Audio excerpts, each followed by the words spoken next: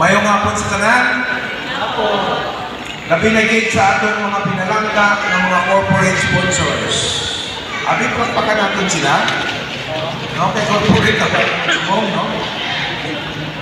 Sa mga organizers at siyempre sa mga gwapa at talento na kandidata sa Miss Universe sa Kabatalan 2025. Sa subong hapon, sa ulog natin hindi lang ang katahong kagkaanyan, kundi ang espiritu sa pagbinuligay.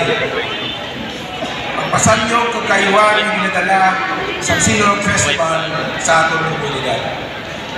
Ang kada award na ihatag subong representasyon sa mahatag na suporta at pagtamod sa aton mga sponsors na nakipagbahay sa pagpasinumong sa talento at dedikasyon sa aton mga kandidata. Sa aton mga kandidata ngayon sa likod,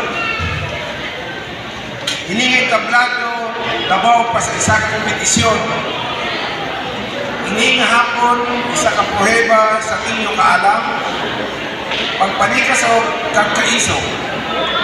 Isa na pa ang resulta, tandaan ninyo nga kamutanan isa na ka-inspirasyon sa pumuluyo sa kabanggalan.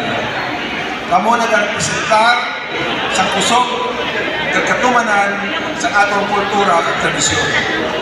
Sa atong mga corporate sponsors, ang inyong presensya nagpakipagbayan subong hapon isa ka pagpakilala sa duludhon na papel sa private sector sa pagpasanyo padayon sa mga tradisyon pariyo sa Sinulog Festival.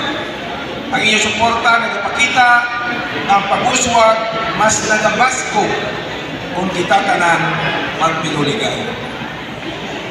Samtang nagpadayon kita sa sining selebrasyon sa katahong talento kang kultura, kabay na ini hapon magpanomdom sa aton tanan sa aton misyon ang pagpadayon sa kauswagan, pagpreserba sa tradisyon at pagluso sa masanat na kabuhi sa masunod na henerasyon. Madamo nga salamat at mabuhay ang Miss Sinulog sa Kabangkalan 2025.